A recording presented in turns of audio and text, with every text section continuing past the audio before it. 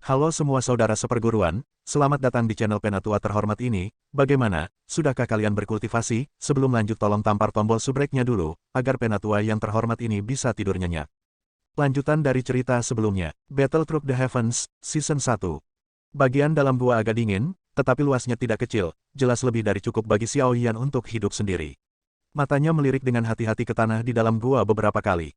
Setelah tidak menemukan apapun yang ditinggalkan oleh binatang iblis, dia sedikit lega, mengeluarkan bahan lapangan yang disiapkan dari cincin penerimaan yang diberikan oleh Xiao Long, dan membangun tempat tidur yang lembut dan kering di dalam gua. Setelah menyiapkan beberapa bahan hidup yang diperlukan, Xiao Yan memblokir pintu masuk gua dengan batu-batu besar sehingga hanya satu orang yang bisa melewatinya, dan dia akan melewati sini. Seringkali, keselamatan adalah hal yang paling penting.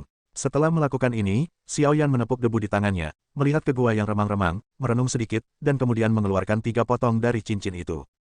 Sebuah batu bulan ditempatkan dilekukan di dinding batu di sekitarnya, dan tiba-tiba, sinar cahaya lembut menerangi gua.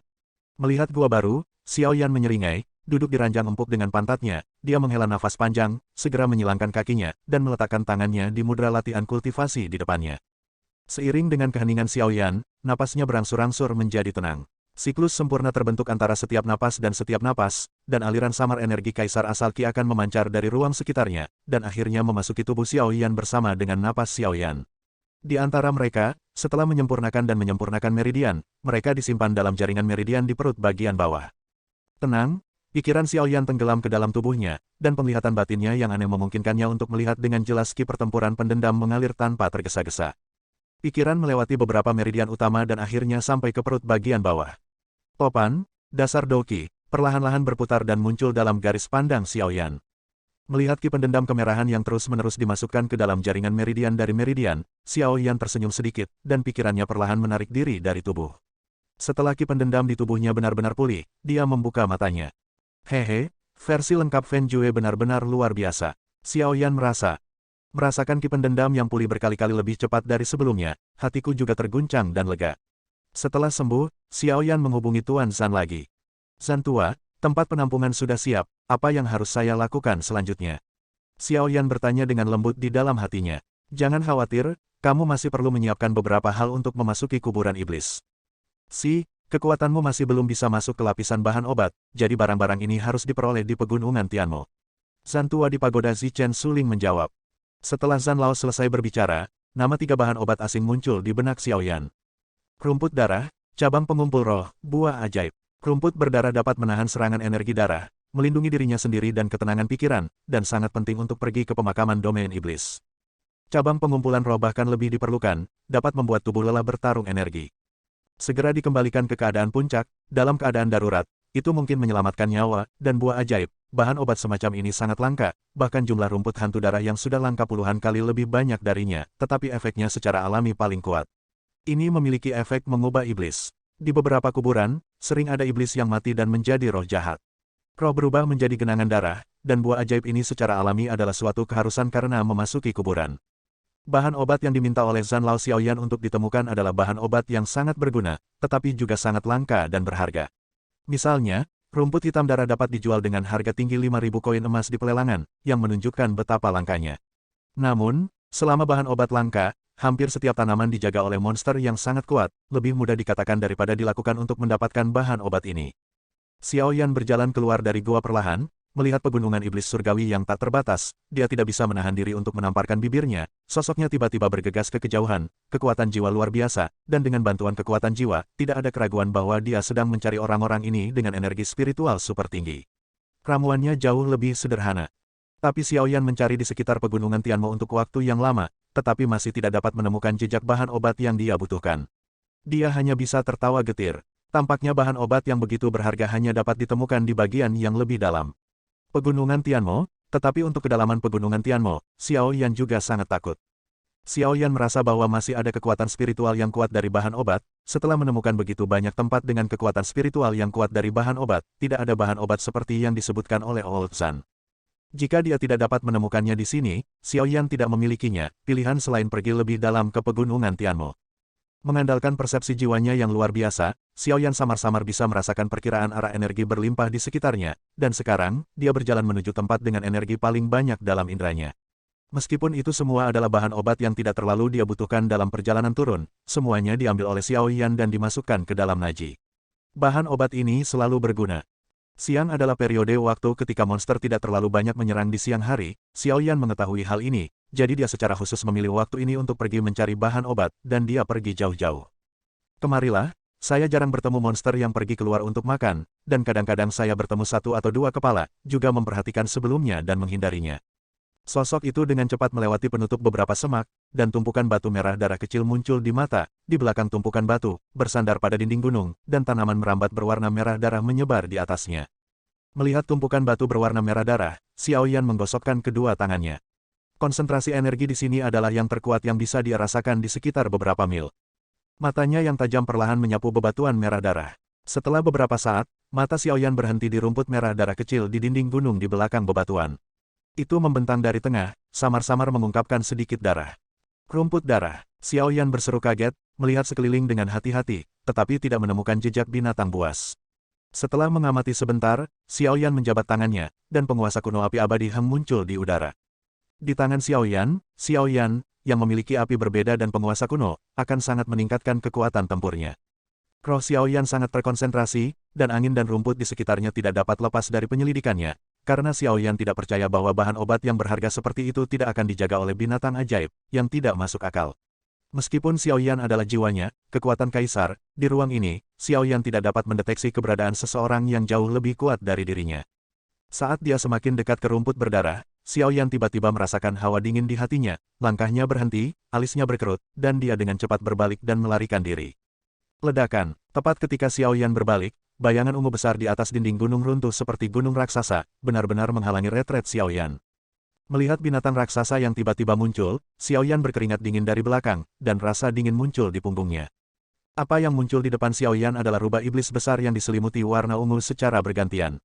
Rubah iblis ini mungkin tingginya lebih dari 10 meter. Itu ditutupi dengan rambut panjang, dan taring menonjol dari mulutnya yang besar dan mengerikan, sepasang darah murid raksasa merah, memancarkan niat membunuh yang brutal. Matanya melintas melalui rambut ungu, Xiao Yan menarik napas.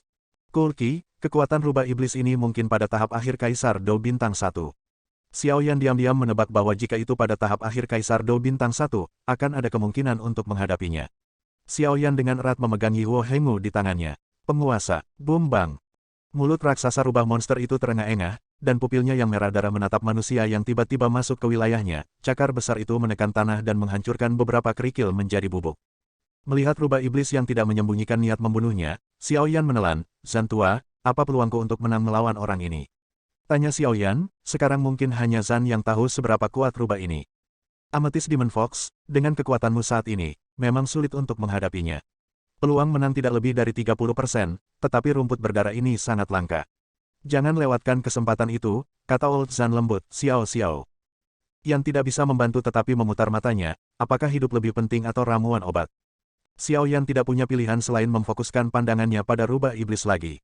Dia dengan hati-hati mengalihkan pandangannya ke sekitarnya, tetapi tiba-tiba menemukan bahwa ada bekas luka yang sangat mengerikan di perut bagian bawah rubah iblis. Bekas luka hampir sepenuhnya merobek perut bagian bawah rubah iblis, dan rubah memutar. Saat menggerakkan tubuh, aliran darah menyembur keluar terus-menerus, mengirimkan yang terdekat. Rambut ungu diwarnai dengan darah merah. Dilihat dari penampilan lukanya yang mengerikan, itu pasti disebabkan oleh semacam keganasan. Terluka oleh binatang berbentuk cakar, binatang yang terluka umumnya sangat maniak, dan Xiao Yan yang malang tampaknya baru saja membobol binatang yang terluka parah. Di wilayah rubah iblis, sepertinya rumput berdarah ini telah menarik banyak musuh untukmu. Xiao Yan berkata dengan santai, binatang berbentuk cakar pasti menyukai rumput berdarah ini. Rubah iblis membawa trauma besar. Matanya tertuju pada luka mengerikan dari rubah iblis yang terus-menerus memuntahkan darah. Mata Xiao Yan sedikit menyipit, tetapi hatinya bergerak. Meskipun dalam keadaan normal, dia tidak akan bisa mengalahkan rubah iblis yang kekuatannya di akhir tahap Kaisar Dou Bintang manusia. Namun, situasi saat ini tampaknya menguntungkannya. Xiao Yan mengepalkan penguasa kuno Yi Wo Heng dengan erat. Ini adalah pertama kalinya dia menghadapi monster dengan kekuatan Doudi. Hari ini akan menjadi pertarungan yang sulit. Situasi saat ini tidak memungkinkan dia untuk menahan diri lagi. Tindakan Xiao Yan tidak diragukan lagi merupakan tanda kemarahan rubah iblis yang mudah tersinggung. Semacam provokasi, pada saat ini, binatang ini membanting cakarnya dengan keras pada baju besi keras di dadanya, membuat suara dentang. Kaki raksasa itu bergerak, dan rubah iblis menyerang Xiao Yan dengan mata merah. Ayo, Di cakar besar, energi putih mengembun dengan cepat, dan udara di sekitarnya tiba-tiba menjadi dingin. Puluhan api tiba-tiba muncul di sekitar Xiaoyan, dan api yang mengepul mengalir ke tubuh Xiaoyan di bawah kendali Xiaoyan. Itu meraung keluar dari pori-pori di seluruh tubuhnya, berubah menjadi naga api, melayang di sekelilingnya, dan penguasa kuno dari konstanta api yang berbeda juga menjadi besar. Xiaoyan ditampilkan di belakang tubuh Kaisar Dou, dan tubuhnya langsung diperbesar puluhan kali. Ukuran tubuh Kaisar Dou bisa dikendalikan. Xiaoyan menyimpannya pada tingkat sedang. Ekspresi Xiaoyan menjadi luar biasa serius, dan dia menghela nafas dalam-dalam angin dan guntur. Dia meraih penguasa kuno yang terbuat dari 22 api yang berbeda, dan memegangnya di tangannya. Dengan satu langkah, penguasa kuno api yang cemerlang, adalah untuk memotong ruang, dengan kekuatan menakutkan yang tak ada habisnya, menebas ke arah rubah iblis dengan ganas. Di persimpangan hidup dan mati, Xiaoyan menggunakan semua kekuatannya. Badai energi yang mengerikan menyapu, mengelilingi pohon dan batu. Kepalanya berubah menjadi bubuk dalam sekejap, tetapi lingkungan rumput berdarah tidak terluka sama sekali. Xiaoyan juga memperhatikan situasi aneh ini dengan matanya, dan diam-diam berkata, sungguh kekuatan spiritual yang kuat. Penguasa abadi api abadi Xiaoyan menebas rubah iblis. Sekarang penguasa abadi api abadi Xiaoyan adalah senjata yang dipadatkan oleh api langit. Meskipun dikatakan sebagai bentuk api langit yang tidak lengkap, kekuatannya sangat menakutkan. Karena rubah iblis terluka parah, tidak mungkin untuk menghindari serangan kuat Xiaoyan, dan tubuh besar Xiaoyan hancur. Rubah iblis, yang dipukul begitu keras, berdiri dalam sekejap seolah-olah tidak apa-apa, terengah-engah. Ho. Ini pertahanan yang kuat. Xiaoyan juga diam-diam senang bahwa jika bukan karena rubah iblis terluka, aku khawatir pukulan ini tidak akan bisa mengenai sama sekali. Namun, setelah menerima pukulan penuh dari penguasa kuno Yihuo Hang Xiaoyan, luka di perut rubah iblis meledak lagi, dan darahnya seperti air mengalir, mewarnai tanah di bawahnya menjadi sangat merah cerah. Bagaimanapun, itu adalah binatang ajaib dengan kekuatan Dodi. Meskipun kecerdasannya tidak tinggi, dia masih tahu situasi di tubuhnya, mengaum dengan marah, dan berbalik untuk melarikan diri. Melihat rubah iblis yang akan melarikan diri, Xiaoyan, yang sudah kehabisan kekuatannya. Senyum muncul di sudut mulutnya, dan dia berkata dengan lembut, sudah sampai pada titik ini. Bagaimana mungkin harimau itu kembali ke gunung? Yan Xuan meledak. Sosok Xiaoyan tiba-tiba muncul di depan rubah iblis yang hendak melarikan diri lebih dari 10 meter darinya. Ditinju, menghadap iblis rubah yang kehilangan terlalu banyak darah, itu membanting dengan keras. Ekspresi ketakutan melintas di mata berwarna darah rubah iblis. Sekarang dia terluka parah, dia tidak bisa menghindari serangan Xiaoyan sama sekali, dan cakarnya tiba-tiba meraih ke depan, melakukan perjuangan terakhir, tetapi setelah kalah juga, banyak darah, bagaimana mungkin masih memiliki kekuatan untuk melawan. Dia dipukul oleh Xiaoyan dengan pukulan. Hancurkan, Xiaoyan berteriak dengan dingin. Rubah iblis yang ditinju oleh Xiaoyan segera terbang terbalik, dan tubuhnya yang besar mengukir parit sepanjang 100 zang di tanah, dan pohon-pohon di sekitarnya hampir seketika rata dengan tanah, ledakan. Suara teredam keluar dari tubuh rubah iblis, dan segera darah dan daging luka rubah iblis terbang keluar, dan bahkan perut dan usus di perut meledak bersama, memercik kemana-mana. Menderita pukulan fatal, auman rubah iblis akhirnya berhenti secara bertahap, dengan pupil raksasa berwarna merah darah terbuka, itu jatuh dengan keras seperti bukit yang runtuh. Pada saat rubah iblis jatuh ke tanah, tubuh Xiaoyan dari Kaisar Dou perlahan menyusut kembali. Menggunakan tubuh Kaisar Dou menghabiskan banyak energi dari Xiaoyan. Baru saja, dia memukul dengan seluruh kekuatannya, dan Xiaoyan seluruh tubuhnya mati rasa dan lumpuh. Ketika dia turun, dia tidak peduli dengan darah yang berceceran di lantai, dia hanya berbaring tegak, terengah-engah. Setelah berbaring di tumpukan batu untuk waktu yang lama, Xiaoyan perlahan mendapatkan kembali kekuatannya. Dia mengangkat kepalanya dan melihat mayat rubah iblis besar tidak jauh. Dia tidak bisa menahan rasa takut yang tersisa di hatinya, jika bukan karena rasa sakit yang parah yang membuatnya kehilangan akal, dan jika dia tidak dipromosikan ke puncak tahap tengah Kaisar Dou Bintang 1 belum lama ini, aku khawatir dia akan melakukannya, benar-benar harus ditanam di sini hari ini. Si kecil, itu tidak buruk, dia benar-benar melompat untuk membunuh monster dengan kekuatan menengah di tahap akhir Dou di Bintang 1 manusia. Meskipun monster ini terluka terlebih dahulu, kekuatan serangannya tidak lemah. Wah, aku sekarang mengerti sesuatu. Suara Zan tua terdengar di benak Xiaoyan. Menghadapi pujian Old Zan, Xiaoyan hanya tersenyum pahit dan tidak mengatakan apa-apa. Jika rubah iblis seperti gunung ini tidak terluka hari ini, mungkin Xiaoyan tidak akan begitu santai, dan dia bahkan mungkin jatuh di sini, tapi pertarungan seperti ini perasaannya sangat keren. Setengah jam kemudian, Xiaoyan baru saja membuka matanya perlahan, meskipun telapak tangannya masih sedikit mati rasa, namun doki di tubuhnya berangsur-angsur terisi kembali. Energi di sini cukup bagus. Setelah bergumam, Xiaoyan berdiri, berjabat tangan, dan mengerutkan kening. Fenjue versi lengkap saat ini tidak tahan dengan konsumsi saya, dan itu hanya mendukung saya sekarang. Setelah lebih dari 10 menit pertempuran, jika rubah iblis ini bertahan lebih lama, aku mungkin yang jatuh. Tapi setelah jue pembakaran Anda berevolusi menjadi jue dingin, saya percaya bahwa konsumsi Anda saat ini tidak ada artinya sama sekali. Untuk ini, Old Zan cukup mendukungnya, dan Bajitian Jue diputuskan oleh 8. Xiao Yan hanya mempelajari Fen Jue di antara mereka. Untuk mengembangkan Fen Jue menjadi jue dingin, dia perlu menyerap 3 hal aneh. Pada saat itu, konsumsi ini benar-benar tidak ada apa-apanya.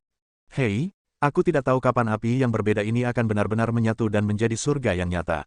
Xiao Yan menghela nafas, tetapi dia tidak menyangka bahwa versi lengkap Fen Jue ini akan berada di benua Dou di sekarang. Itu menjadi kelemahan Xiao Yan. Sambil menggelengkan kepalanya sambil menghela nafas, Xiao Yan berjalan ke rumput merah darah, dengan hati-hati mengambil rumput merah darah, memasukkannya ke dalam botol batu giok kecil, memasukkannya ke dalam cincin Na, merasakan energi darah yang terkandung di dalamnya, Xiao Yan tidak bisa menahan diri untuk tidak menggigil. Setelah mengumpulkan rumput berwarna gelap darah, Xiao Yan memeriksa sekeliling dan menemukan bahwa masih banyak bahan obat berharga di sekitarnya. Mengumpulkan cabang roh, mata Xiao Yan berbinar, masih ada cabang pengumpul roh di sini. Benar-benar tidak butuh banyak usaha. Xiao Yan juga sangat senang saat menemukan 2 herbal sekaligus. Bergegas maju, setelah mengumpulkan cabang roh yang berkumpul dan bahan obat di sekitarnya, Xiao Yan mengeluarkan belati dari ring, dan datang ke tempat rubah iblis kecubung. Di sebelah mayat, kepalanya dipotong terbuka. Kepala rubah iblis dipotong terbuka, dan inti sihir ungu muncul di Xiao. Dalam pandangan api, sebenarnya ada inti sihir. Xiao Yan dengan senang hati mengeluarkan inti sihir. Ini adalah pertama kalinya dia menemukan inti sihir seperti itu. Dia melemparkannya dengan gembira dan memegangnya di tangannya. Menggigil, aku buru-buru menerimanya dengan hati-hati, ke dalam cincin. Inti ajaib dari rubah iblis kecubung juga dapat dijual dengan harga 2.000 koin emas di pasar, tetapi mereka dibeli oleh alkemis. Xiao Yan secara alami sangat jelas tentang penggunaan inti ajaib, dan dia akan membutuhkannya saat memperbaiki pil obat di masa depan. Ayo pergi, aku akan pergi mencari ramuan terakhir yang tersisa untuk berubah menjadi buah ajaib besok. Xiao Yan bergumam pada dirinya sendiri, ramuan terakhir juga yang paling penting. Xiao Yan meninggalkan tumpukan batu, Xiao Yan berjalan melalui hutan lebat dan bergegas kembali ke air terjun. Karena pertempuran sebelumnya, Xiao Yan berlumuran darah, jadi pada saat ini, dia secara fisik dilapisi dengan lapisan jus rumput. Jus rumput ini dapat menutupi bau darah dan merupakan keharusan di hutan. Setelah berjalan beberapa saat, langkah kaki Xiao Yan tiba-tiba berhenti, dia sepertinya menyadari ada suara samar yang datang dari posisi tidak jauh dari kirinya. Alisnya sedikit berkerut, mata Xiao Yan menyapu, dan kemudian dengan cepat bergegas ke hutan di samping, menggunakan celah di rumput untuk perlahan-lahan melihat keluar. Tidak lama setelah Xiao Yan bersembunyi, 2 sosok perlahan muncul di hadapan Xiao Yan. Ketika tatapannya yang bergerak menyapu dada keduanya, ekspresinya sedikit berubah, dan dia berkata dengan suara rendah, anggota sekte jahat. Xiao Yan melihat tanda di dada keduanya, yang merupakan simbol sekte jahat yang menyergap mereka hari itu. Saya pikir, kita harus berhenti di sini. Jika kita melangkah lebih jauh, kita akan memasuki posisi bagian dalam pegunungan Tianmo. Monster di sana dapat menamparkan kita sampai mati. Seorang pria parubaya tampak sedikit khawatir, dikatakan. Mendengarkan kata-kata rekannya, pria parubaya lainnya mengangguk tak berdaya, dan berkata dengan memarahi, sial, di mana anak bernama Xiao Yan itu bersembunyi. Temukan anak itu, dan apakah itu hidup atau mati, aku benar-benar tidak tahu mengapa. Aku mencari anak itu, mungkin sudah dimakan monster dan berubah menjadi kotoran, hehe. Hei, mungkin itu mungkin, tergantung pada usia pria itu, dia tidak terlihat seperti veteran hutan. Lupakan saja, mari kita cari di sini hari ini, kembali dan laporkan kembali, dan lanjutkan besok. Seorang pria parubaya berhenti dan melihat-melihat hutan yang gelap, dia mengerutkan kening. Xiao Yan mengerutkan kening saat mendengar pria parubaya itu menyebut namanya. Para dewa benar-benar mencarinya, siapa yang mengungkapkan keberadaanku kali ini? Xiao Yan menatap kedua pria parubaya itu. Kekuatan mereka hanya terbatas, pemula tingkat menengah dari Kaisar Pertempuran Bintang 1, dan tidak akan terlalu merepotkan untuk menyelesaikannya. Pria parubaya itu mengangguk. Baru saja berbalik dan hendak pergi, wajahnya tiba-tiba berubah, dan energi ganas menyerang kepalanya seperti kilat. Serangan tiba-tiba itu menyebabkan pria parubaya itu merentangkan tinjunya dalam refleks terkondisi, dan meninjunya dengan keras, tetapi tirani energi jauh melebihi harapannya. Bodoh, seteguk darah menyembur keluar, dan tubuhnya terbelah 2. Gambarlah parabola. Bunuh dia. Pria parubaya itu buru-buru menyerang saat dia terbang.